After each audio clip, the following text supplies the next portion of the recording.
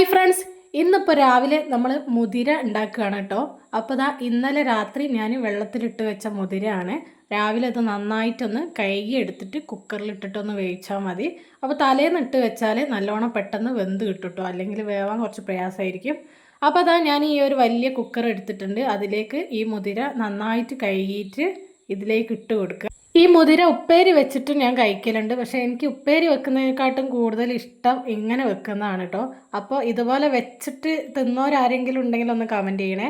അപ്പോൾ അതാ ഞാൻ കുക്കറിലേക്ക് വേവാൻ ആവശ്യമുള്ള മുതിര വേവാൻ ആവശ്യമുള്ള വെള്ളം ഒഴിച്ചിട്ടുണ്ട്. ഇനി കുക്കർ അടിച്ച് വെച്ചിട്ട് അടുപ്പത്ത് വെച്ച് ഒരു 5-6 വിസിലടിയണം. നമ്മൾ തലേന്ന് ഇട്ട് വെള്ളത്തിലിട്ട് വെച്ചതായതുകൊണ്ട് അത്ര വിസിലടിഞ്ഞാൽ മതിയാവും. അപ്പോൾ ഇതാ നല്ലോണം വെന്ത് കിട്ടിയിട്ടുണ്ട്. ഇതിൽ വെള്ളമുണ്ട്, പക്ഷേ അത് നമുക്ക് വറ്റിച്ചെടുക്കണം കേട്ടോ, അല്ലെങ്കിൽ വെള്ളത്തിലായി പോവും. ഞാൻ ഒരുപാട് വറ്റിച്ചെടുക്കലില്ല, എനിക്ക് കുറച്ച് വെള്ളത്തിൽ ആയിട്ട് നിൽക്കുന്നതാണ് ഇഷ്ടം.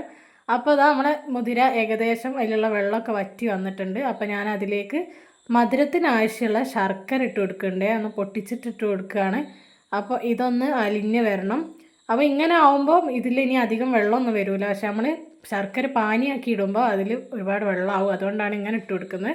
അപ്പോൾ അത് ആ ശർക്കരയൊക്കെ നന്നായിട്ട് അലിഞ്ഞ് വന്നിട്ടുണ്ട്. അതിലേക്ക് ഞാൻ ആവശ്യത്തിനുള്ള കുറച്ച് ഉപ്പും കൂടി ഇട്ട് കൊടുത്തിട്ടുണ്ട് കേട്ടോ. ഇനി ഇതിലേക്ക് ഇതാ ഒരു മുറി തേങ്ങ ചിരകിയതാണ്, അത് ഇതിലേക്ക് ഇട്ട് കൊടുത്തിട്ട് നല്ലോണം ഒന്ന് മിക്സ് ചെയ്തെടുക്കുക. ഉപ്പേരി വെച്ച മുതിരയും ഇതുപോലെയും മാത്രമേ ഞാൻ ഈ മുതിര കഴിച്ചിട്ടുള്ളൂ കേട്ടോ. വേറെ ഏതെങ്കിലും രീതിയിൽ മുതിര കൊണ്ട് എന്തെങ്കിലും ഡിഷ് ഉണ്ടെങ്കിൽ എല്ലാവരും ഒന്ന് അറിയുന്നവർ കമൻറ്റ് ചെയ്യണം കേട്ടോ.